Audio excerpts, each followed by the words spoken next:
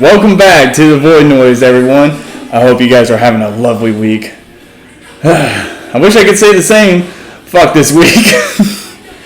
Fuck this month. It's just been a shitty month, actually. It really has. Well, welcome everybody to the Void Noise. Sadly, tonight my boy Russell couldn't be in to do his lovely co-hosting. Like I said, busy man. That's one busy fucking kid. But I do have a very special guest and also temporary co-host for tonight. The one and only lovely Miss Moon. Hi, everyone.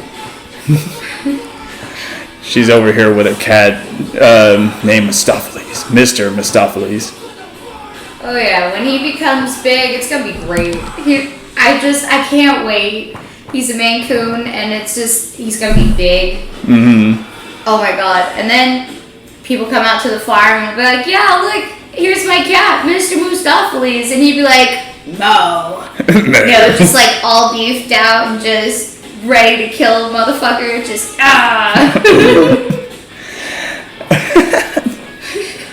I can see that. He's gonna be a beefy boy. Oh yeah, just look at him. He just passed out already. Poor little Mancoon. Such a busy day. Such a busy day. It has been a busy day. I seen something today though that kind of made me. I was like, oh yeah, me and Miss Moon's gonna be seeing a movie pretty soon. I seen something about Cruella, another trailer for it. I can't wait. 101 Dalmatians was my favorite movie. Mm-hmm. And to simply have an entire movie of Cruella de Vil is going to be amazing. I know. I've always, when I was younger, I was actually always kind of wondered why she Dalmatians in particular. It's like, what's your obsession? I need to know. What started all this? Right. Now we can finally get that information. Yeah. And oh, man. I think they did really good on the casting. Oh, using yeah. Emma Stone. Love her. Emma Stone's the shit. She's such a great actress. She really is, and it's nice to see her in a movie that I think we're going to really see some lot of good acting out of her. Oh, yeah. At least on the villainous side.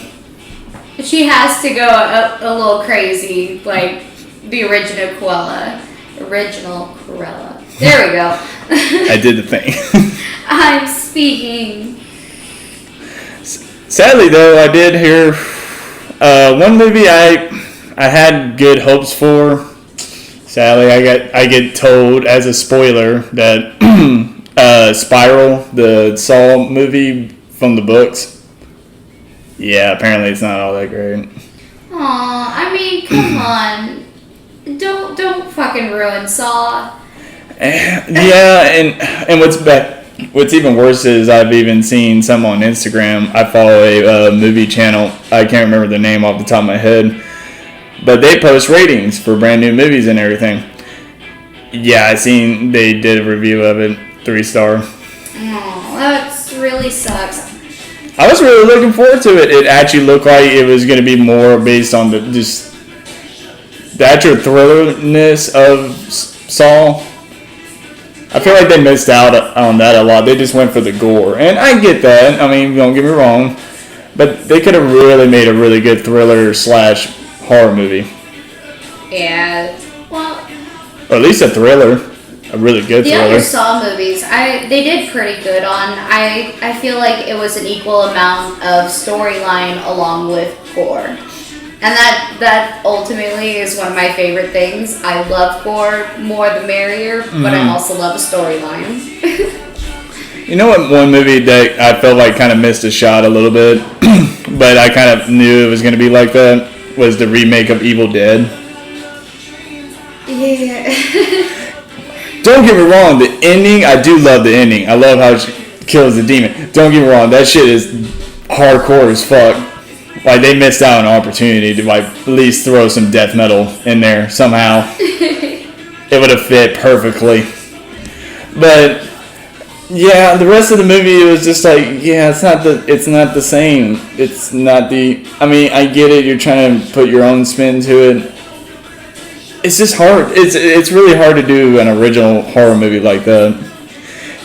I feel like nowadays it's just they've done every kind of horror movie that they can possibly do, and now it's just a remake of remakes that they're only able to do now. And it kind of sucks because, I mean, that fantasy life, the whole horror genre, they could create more monsters. That's the whole point. Yeah. Create something that would terrify us as if we ever saw it in person. Right. I was about to say another reboot I just thought of that was bad. And I don't even know why they even went after that. I couldn't understand it. Was MTV doing their reboot of Scream as a TV show? I can't. Like... I couldn't... I like, even me watching the trailer, I couldn't get into it. I was like, it's not the same. It fitted at the time. And it's one of those, it's hard to replicate that time. Like, even Scream 4, I do like it, but it does have its missing parts, and I will admit that. Yeah. Versus the first one. The first one, hell, even now if I watch it, I always put myself in that mindset, I don't know who the killer is. Because I love that. That was one of those movies that had that perfect twist, and it's like, oh, it's two killers the whole time. Right. But after that, like, from, like, filming standpoint, that ultimately was the best plot twist that could have happened. Mm-hmm. Because, like, no one ever suspects multiple killers unless it's already shown that there's multiple killers. Right. In your group. Because the only one that kind of came close to that was Silence of the Lambs, but the thing is, Hannibal Lecter influenced Billy the Kid, or was that his nickname in the movie? I can't remember. I haven't watched Silence of the Lamb in a minute. I know. I gotta watch it again. I do miss watching it, but there's times I'm just like, I don't know what's weird. Like, there's times I feel weird about the movie. Like, I'll watch it and get a bit of it, and I'm like, I get what they're doing. Drama. Thriller. But they could have stuck with a thriller and it would have been fine. Oh, yeah. One thriller movie I thought of that I liked it, but I don't like it. If you get what I mean. Shutter Island. That one tripped me out, honestly. It did. It really freaked me out when I first seen it, and before I did anything in my life, before drinking or anything, I was just like, what the fuck? Right? Like, it was a trip in itself. And, like, people like to say it was kind of like the movie Inception. Kind of. But kind of, yeah. Another movie that kind of tripped me out, I kind of thought, just now made me think of it, Lords of Salem. Lords of Salem by Rob Zombie. I have not seen that. I can't remember when I watched it. It was right when it came out on DVD. I don't remember how old I was, but I know it was right when it was out on DVD. I watched it with my dad and stepmom. Okay. Yeah, okay, so what happened was, it's based on witches in Salem, and it's pretty much painting a darker story to it, like they were, like, satanic witches. Yeah. Like, more, like, the style, like, the Devil's Rejects kind of feel. Oh, okay, so, like, they were definitely, like, actual witches that were being burned and doing shit. Oh, yeah. Oh, yeah, and, it's such a trippy movie. Like, they fell asleep, like, halfway into it. They couldn't get into it. I was too fucking zoned in, and it was almost like being on drugs before you ever meet drugs. Like, you get in that weird head trance throughout the whole fucking movie, and at the end, I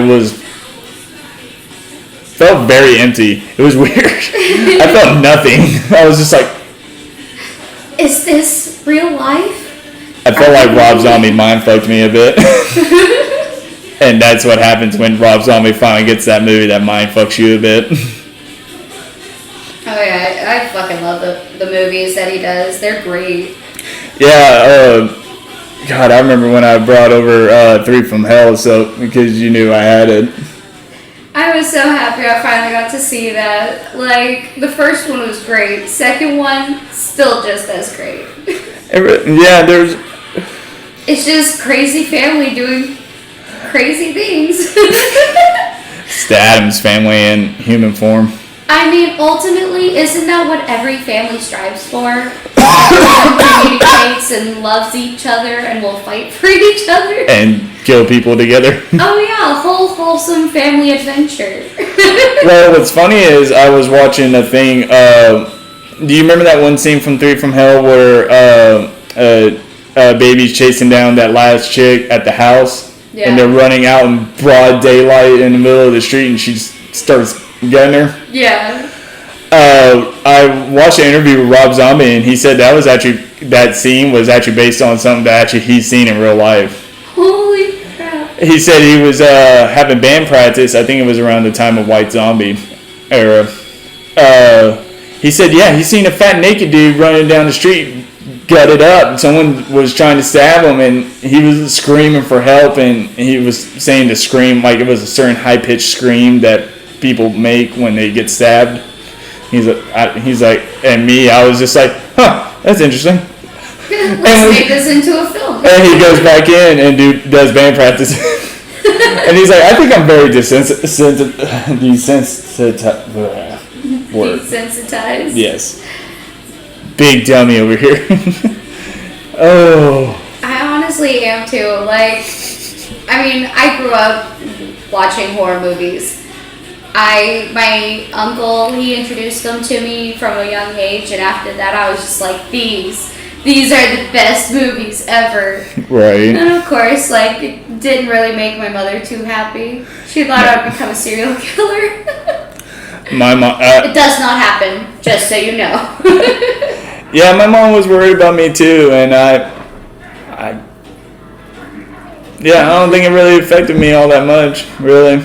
But I mean, I've also coming from, not living too far from Memphis, you're kind of used to shit. You're kind of used to hearing shit all the time. You're like, oh, what happened today in the news? Oh, look, Great. Another person was shot. Essentially, that was what it was like when I came back from Colorado. Mm-hmm. So after I graduated high school, I just moved up to Colorado for the year, came back, and it was like everything switched. Mm-hmm. And when I left, everything just kind of came crashing down in here. Mm-hmm. It was really weird. Like, people that I knew were just dying left and right. People were getting shot. Like, random bodies being found in the down in the rivers and stuff. And it's like, what happened? Yeah. But at the same time, I just got to a point where I was like, well, that's life. Yeah, I feel that. Like, honestly, when I went back home a couple years back to visit family, I get told by a friend that some of my classmates that I haven't heard their name in forever, but as soon as I heard it, the faces clicked. I'm like, oh shit, yeah, I know who that is. What's up? Yeah, I kind of find out like 2 years or now 3 years ago, they got into a car accident and they all died. Oh wow. And I was like, fuck. Damn, a lot of people did die while I was gone. Shit. Oh yeah. Dwindling in numbers. I also had a good chunk of friends that end up dying from drug use too. Those took me by surprise, honestly, because they were people that you would have never expected growing up, and then coming back and you find out that they were doing some crazy things and just end up dying, and you're like, well, that could have been me. Right. I honestly feel that way. Actually, I think that was kind of ish one of the reasons I left Tennessee. Like, I knew, like, really young, I didn't want to stay there. I mean, there was nothing. Other than my family, other than my family, I mean, other than that, like a future kind of feeling, like actually doing something, like something big, it felt impossible. And I'm like, I gotta go somewhere else, blah, blah, blah. And I used to talk about it a lot when I was younger. My mom used to be like, you need to stop growing up so fast.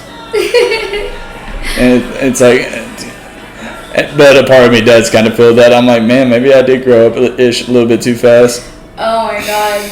So, this past week was graduation for all the high school students. And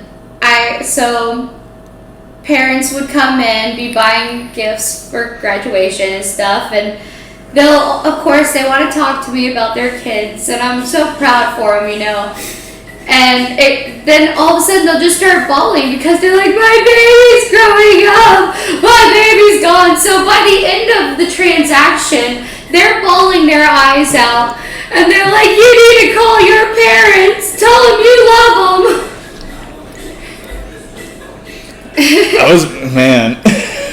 Graduation's a really weird time of the year. It really is. And the one thing that really does stick out from me on graduation day was the rehearsal graduation day, where we had to figure out where we were going to be placed at, because a lot of kids graduated with my year.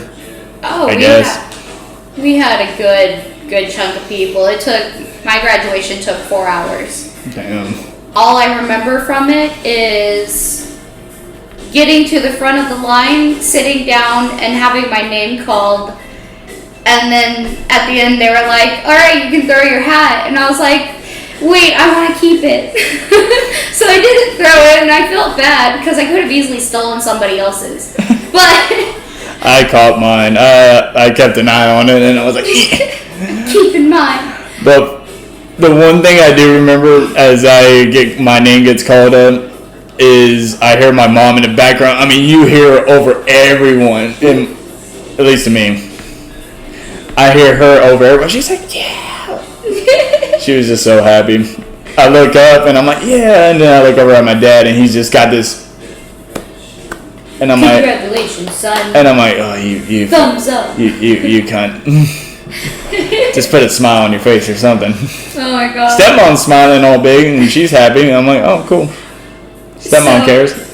My dad, when they called my name, I heard him, and he recorded it, so he was down towards the bottom where he could see better. Mm-hmm. So when they called my name up, you can hear him screaming and go, oh shit, because he about fell off the railing.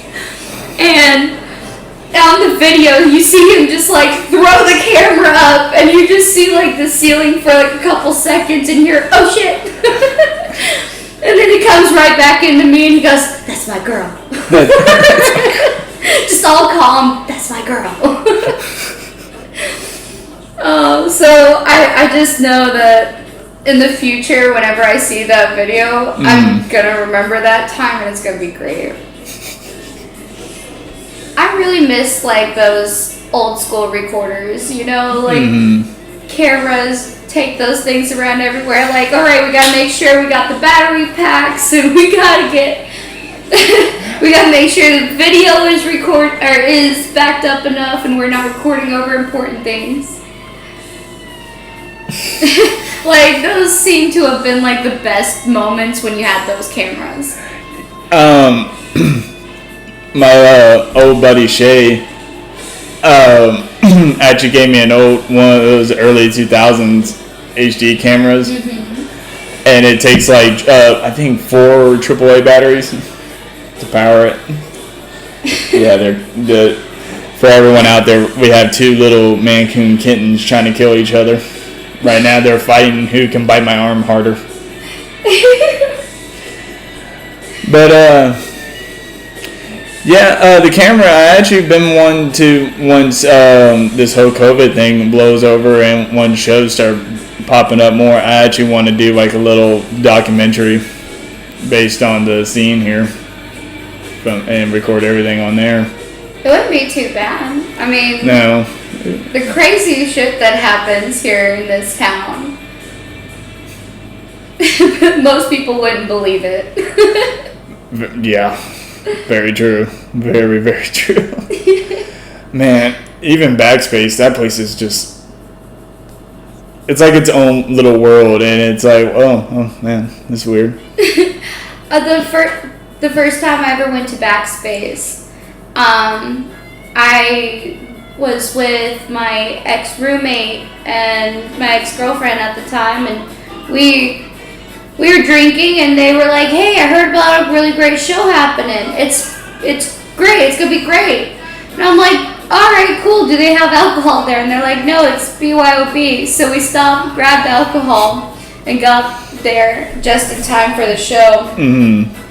And there was dogs everywhere. I was so excited because I got so much love. And then, like, it was honestly just a really great time. People were having a great time. And by the time that you walked out of there, you're just like, wait, what time zone are we in? Like, are we still... I don't feel like we're in Kansas anymore, Toto. You know? Where am I? We actually recently went to a show on Dixon Street in Fayetteville. We actually went to go see Agony Incorporated, my boy Steve Kim's band. And my uncle. Yeah, the guitar player. Yeah, he gets to find out that night. Oh yeah, he was like, "Wait, you're dating my niece? We're gonna have the talk. But since I know you, the guns won't be brought out this time." Yeah, me and her uncle were in the band with Steve Kim called the Swingers, man. Or not man, but Swingers. But you get what I'm saying, man. The Swingers. Yeah, we were just a rock band. Just 3 dudes that were like, let's play together and let's make a band. And that's pretty much how it went. Oh yeah, and like, that was like some of my better memories in high school, was just going out to the garage and listening to my uncle's band play, and, you know, just everyone having fun, making music and cracking jokes, and then everybody gets to go home and then piss off my next door neighbor, which was great. Because he was literally that old man that's like, he wasn't like, I want to say Dingleberg, but he wasn't. He was not a nice man at all. He was like that angry, grouchy old man next door that's like, you stay off my lawn. You're ruining my golf game, you know?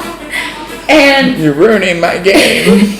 And I have to tell you, one of my favorite memories was when my uncle's band first started coming out there and practicing in the garage. They would, we used to get called, the police would get called in all the time because of my next door neighbor. And we're out there, okay? So it's not like we had multiple close neighbors. We had a good couple acres of our own property. Mm-hmm. So he was just being a petty old man.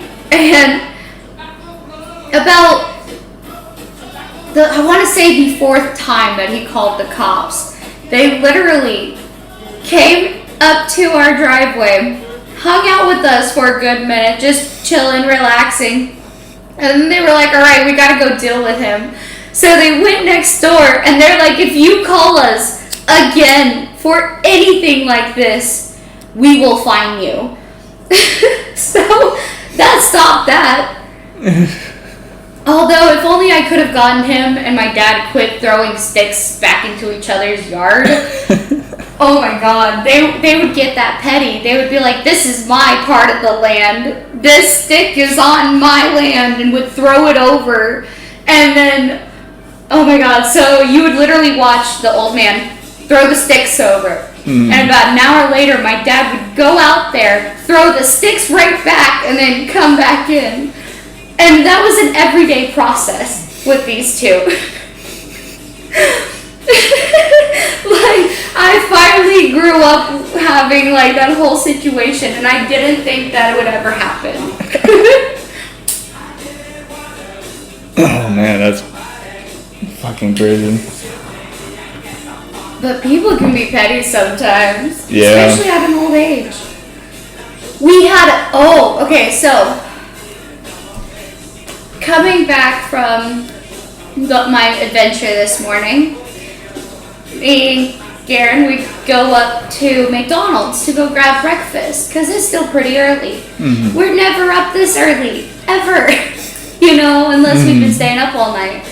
Well, we're waiting for our food, and this Karen you watch her spin around from the side and slam on her brakes right into that curb right at the front door and slams her door open, and you see she is acting a complete Karen. And we're like, oh great, she's literally blocking the drive-through, both lanes. Mm-hmm. People are having to reverse and try and go around her just so they can go order food. And she comes in, she flips the hair, she's like, I want to speak to the manager. And both me and Garen look at each other and we're like, oh great, another Karen. And we can say shit because we're customers. It's not like she can get pissed off at us. They're like, okay, you want to go speak to my manager? So, we're just doing a bunch of Karen jokes. And then finally the manager comes up and he goes, how can I help you? And her attitude completely changed. She was like, I'm sorry, but I ordered this instead of this, and this is what I got. Can I please just have something different? I'll pay the difference. And then he was like, no, it's okay. You can have the mess up if you want. And she goes, oh no, it's okay. You guys can have it. I don't want it. And then politely thanks him, walks out the door, and proceeds to sit in her car for the next 15 minutes without moving, and still has people trying to go around her to get into the drive-thru, and she's blocking everyone.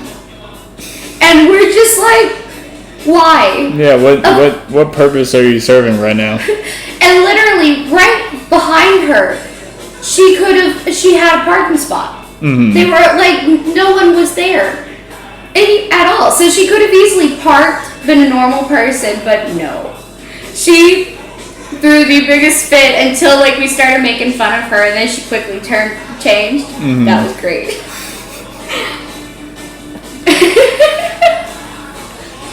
Remember, if you're out there and you see a rude customer and you are a customer yourself, please save the workers. Save them. They need some saving right now. Right, because us as workers, we can't tell them off. We would like to keep our jobs, but we will gladly let you go for it if you want. And we will probably thank you and maybe pay for something. I'll get a thing. Right? I'll get this Hershey egg. Do you want a soda? I will get you a soda. Do you want a newspaper? Here, newspaper. You want an energy drink? Right? You know what? I'm paying for this. I've got this. You just saved me, and you made the next joke for months. for the next coming months. Oh yeah, and if you are one of those griping, irritating customers that demands that you are served hand and foot, just know you are the reason why we still go to work, because we can make fun of you. We make fun of you all the time. So just because you are a jerk, you should just wait until you hear what we actually say. Right. Oh. We burn you down. I don't know. Some of those people kind of they almost kind of scream it out a little bit, in a sense. You get what I mean? You can sense they're gonna scream out some weird shit like that before they even do it. You're a complainer. I know you are. Oh yeah. You're gonna say some shit. Honestly, it's the walk. When they come in, starting to strut, you're like, all right, this person's gonna give me problems. I don't know what it is, but it's a certain walk that they do. Yeah, or even just their demeanor. They I see it in dudes, but I think that'd be more like a Chad thing, I guess. Like old Chads, they might try to buckle their chest up and shit. And it's just like, I hate to tell you, just saying, go for the knee, right hook. I think I'll be all right. Oh my god. Sorry, but I gotta hurt it. If I gotta hurt an old Chad, I probably have to. My favorite is hurting their feelings. And you know, I'm 5'1". I'm a tiny little thing. Okay? And I have the most sweetest customer voice. I am from the South, and I've got that wholesome, I will be your best friend. But the moment you piss me off, we have issues. I actually had one guy who came at me, who left the store, came back 2 more times, and on the 3rd one, I just had it. He put his hand on the gate trying to come behind the register, and I blew up on him. And I have never seen a man deflate so fast and start stuttering. He's like, oh, you can't talk to me like that. And I'm like, bitch, watch me get the fuck out of my store. I will destroy you. And then of course they're just like, wait, you're tiny. Why am I terrified? Oh, I am feared. I'm gonna grab another drink really quick. Sorry, everyone. Oh yeah. Well, so later on this week, we also had some customer come in, and so I work at. I'm good. I work at a little convenience store, and you know, the people that come through there they will surprise you sometimes. They can also be the most sweetest, most kindest people, and then also be the most weirdest. I had a couple come in the other day. Lady had a toddler t-shirt on that was inside out and backwards, and she's wearing blue jean booty shorts that are 2 sizes too small that she can't even zip them up or button them. And the guy comes in, no shirt, shorts down to his knees, and then 1 shoe on. And we're just like, all right, bro. What's going on? How are y'all doing? How are you now? I hope you're doing all right. Damn skiers. Actually, that whole situation was not all right. We actually had to call the cops. Yeah. But I hope in the end they got the help that they needed. Yeah, but the worst part is they gave themselves away. Yeah, they did. They literally came up to the register and told them that they were on a bunch of drugs, and that they even gave out their phone number to her and was like, yeah, come check on me. And just, what? What are you saying right now? Are you comprehending what you're saying, or are you screaming for help? I can't tell. Right? Like, is this a joke? Is somebody gonna come in here and be like, so this was a test and you failed, you are now fired? Like, we had that moment because we were like, okay, is home office testing us right now? Like, are they sending us crackheads or something? Are they sending us real crackheads and we're supposed to call the police right then, or what? Right? Like, are they testing us to see if we're gonna, like, make sure people are okay or something? I don't know. But it was... I get that, though. I get that. Oh. Don't support your local crackheads. Yeah, don't support their habits. Fuck that shit. That makes no sense. One thing that but I guess that's the drugs talking, maybe. Who knows? Well, one thing that I've never understood is these extreme heavy hardcore drugs that really destroy people, like meth and stuff like that. It has been around for a long time. People see the side effects, they know what it does, everything. Do what? So, but yet they still look at that and go, I mean, I want to stick that in me. I've never once felt like that, though. Mm-hmm. So, like, I truly want to know, like, what is it that has that appeal to other people? I guess the feel of it, I guess. But before you would even know what that feeling is, you already know what the drug is and what it does to you. Because they teach it to you in school.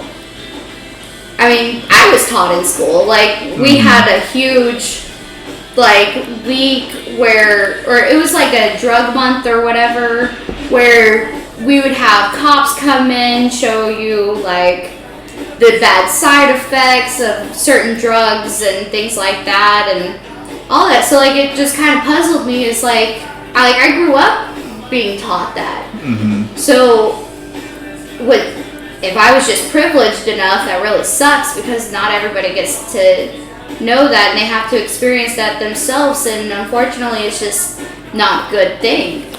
Yeah, there's times I do think about that. It's weird. Like, who knows? Like, man, that's one of those things I thought. Be like a cry for help, maybe? Maybe. I was about to say, when I was younger, I never worried about that because at a young age, I kind of learned about drugs and shit. I was kind of taught that too. And also family always talking about don't ever do this, don't ever do that. Stay away from these things. Don't do these things. Unless you're me, you start reading about, okay, these are bad. These just makes you hungry. I think I'm going to take the one that makes me hungry. Okay, so I like to dabble in my party supplies, you know. I like to have fun every now and then. But if I'm going to try something new, I automatically Google that shit. Because I want to know. I'm just a curious person. Mm-hmm. I instantly am like, oh, okay, this sounds like a fun thing. Let's like quickly look and see long-term use effect and what could possibly happen. And then after that, I'm still like, all right, I could possibly die from this. We'll know in about 5 minutes. Well, I mean, I guess you could kind of say you're expeditionist in a sense. I guess. I like to... But, I mean, at least you read into it. At least you actually, like, you don't just say, oh, hey, thing, I'll try it. Right? Takes thing, and then a couple minutes later go, what is it supposed to do, by the way? I can't do that. I automatically will start freaking out, so I have to know beforehand. You know what that makes me think of? SOC Punk. Heroin Bob takes some pills. Oh my God. That chick gives him, and it was like Vicodin, I think, or some horseshit like that. It was supposed to be like Tylenol or something. Yeah, It was something way, way worse. Yeah, for anyone that's never seen SOC, which I'm still kind of shocked a lot of people haven't seen that movie. Best movie if you have not watched it. It's got Matthew Willard, and I don't remember like the other actors' names, but Matthew Willard was like the biggest. He was the main character of the whole movie. But yeah, imagine Matthew Willard as a punk. If you haven't seen photos of him all over the fucking internet when he was in his punk phase. Oh my God, him and his punk phase, it just suits. It suits him so well. Like, it just, I wish I knew him in his punk phase. Because it would have been the best time ever. I guarantee it. It would have. Have you ever seen Hackers? He was in that too. Mm-mm. Hackers was, it had Matthew Willard, it had, I can't remember that dude's name, but he played in Trainspotting, and he played as Sick Boy. Blonde hair cunt. But I can't remember the actor's name. But anyway, it was pretty much a movie about hackers, pretty much. What the whole movie was, young hackers learning to, like, they actually do this pretty hardcore shit, and Matthew Willard's in it, Angelina Jolie's also in it. Really? Sure, she's got a Twixie pixie cut going on. Oh my god, I got one of those when I was a kid. And of course, at the time, I happened to have been way, way bigger than what I am now. I was a butterball. And I decided with my curly hair that it would be a great idea to get a pixie cut. When I first got it, I was like, oh yeah, I'm totally gonna rock this. It's great. I got lazy and was like, I'm not straightening it every day. This is ridiculous. It's too early in the morning to do this. Well, you know, let my hair grow out. Years down the road, I find my old school ID. I looked so bad. I looked like a fat little boy. It was so bad. And what cracks me up is me and Garen had dated the very first time back then when I looked like that. So it just kind of cracks me up. I'm like, what kind of people you into, bro? But you know, that's also a down on me too, because I knew back then I was not cream of the crop, so. Cream of the crop. Oh yeah, no, I was not as. High school was a really weird time for me. I can't really say that I had found myself during that time because I didn't. I had to graduate and leave to find who I was. But all of high school was just a very awkward phase. Yeah, that was. I don't get people that are like, I miss high school, and I'm like, no. I didn't know anything fun. I did not know who the fuck I was. And I was put in really weird situations that did not help that. Oh, no. Especially at a school that I had nobody on my side. It felt like nobody was on my side. I felt like public enemy number one. Like, fuck you. Oh my god. Even goofy as I was back then, Jesus fucking Christ. So back then, I usually hung out with the troublemakers. But what most parents didn't understand was I was the reason why everyone was doing all the stupid shit. Because I would be like, hey, let's go do some stupid shit. And of course, you know, us as teenagers are like, yeah, let's go do it. So let's go do the thing, man. Right? And I remember Go creeping. I remember I skipped school. I got caught first period because my friend, she was like, it's okay, I do it all the time. I'll just call in and pretend to be your mom. I'm like, alright, cool. You're a female, my mom's a female. I'm sure you can pull it off. Why not? So she calls and she instantly messes up on the last name and then goes, I'm sorry, let me correct that. It is, and then pronounces the last name again. And I instantly was like, alright, hang up the phone. I'm about to get a call from my mom. So instantly, I get a call from my mom. She's like, you better get your ass to school right now. And I'm like, alright. Honestly, it was kind of boring. We didn't know what we were going to do anyway. So we went back. And of course, my mom's like, I'm not going to punish you. The principal's going to punish you. Ooh, your principal's going to be so mad. And the punishment is going to be great. I just know it. So you're not going to be punished at home. I'm going to let the school do it. I'm like, alright. Cool. So a week later, I get called into the principal's office for it. And the lady looks at me, looks back at my record, looks back at me, looks back at the records again, and she does this for a couple minutes. And I instantly start sweating. I'm like, oh no. Oh shit, I fucked up real bad, didn't I? Oh jeez, Rick, I fucked up. Because I'm thinking, alright, I know I'm not the brightest bulb, so my grades are probably not tip-top. But I'm making it. I'm here, you know. I make it here. Is it? So did I do good? No, in my opinion, I was like, oh God, what's the worst punishment I'm gonna get? I'm probably gonna get suspended. Hey, I don't have to go to school, but I'm probably gonna get suspended. So she looks at me and goes, I just don't know. And like, you've got great attendance. Your grades are perfect. Can I just tell you not to do it again? And you just agree with me that you won't do it again. And I was like, yeah, sure. Cool. Why not? And she goes, yeah, I'm not going to punish you. Just look, you're a great kid. Just some of the people you hang out with just aren't the best. So probably pick new people. And I'm just looking at her and I'm going, yeah, sure.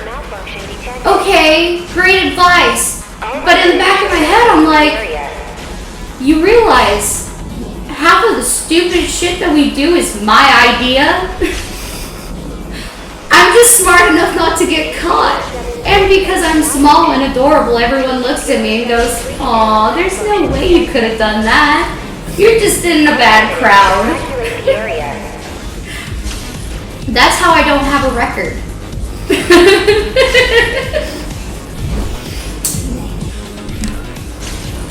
Oh man, drawing near to the almost the end of the episode.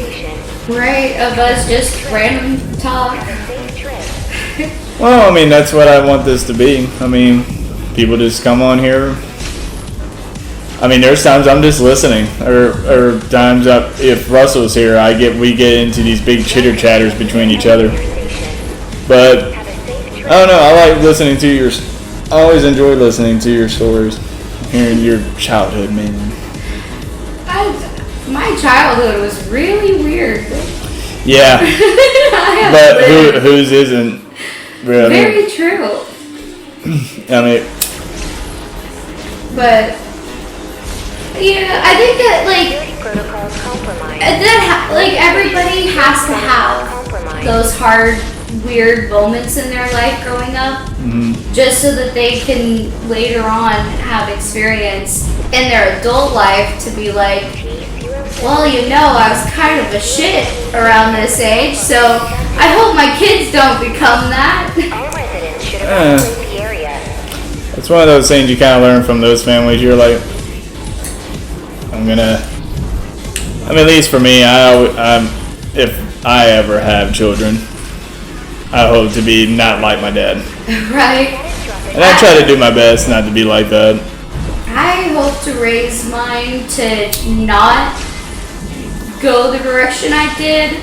Like, probably, like, push them a little bit of, like, hey, so I didn't know that this was a thing around your age, so you should probably know that this is a thing. This thing sucks. This thing really sucks, and it's just downhill from there. I'm sorry to tell you that. Man, one advice I would have for my children, just off the top of my head, hey, listen. If you want to do music, pick the right people to fucking do it with. What do you mean, Dad? Yeah, I mean, there's some people that need to fuck off. Get out of here. It doesn't need to. Just off the top of my head, does Alone to get harder. just pick the right people, man. I think that goes for anything, really. Pick the right Make right sure people. that you can be really great friends no matter what with your bandmates. Ultimately, a band that will unify and will work with each other, try to fix things. Make sure that like if a band member is going through some hard times, at least the other band members are there like, hey man, like we're here for you. We're sorry, we tried to do our best. Ultimately, like it's gonna, and everybody will start, if everybody listens to each other. Yeah. It will make things a lot easier and unify. And make for a really great band. Regardless of music. Very true. Oh. Oh, that's a good way to end. Good solid message, man. Oh yeah. I like to try to end it somehow in some positive way, and you took it right out of my mouth on that one. All residents should evacuate. Don't be a douche. Everybody get together and love each other. And realize that people are people. They want to be treated just as equally as you. Don't be a Fred Durst. Don't be a douchebag with a red baseball cap. And I guess that's how I'm going to end it off. Thank you again for coming on, Miss Moon, being a lovely guest and temporary co-host for the night. Always. Love you guys. Have a great day. Or Love night. you. Love you all. Void noise forever. Ugh.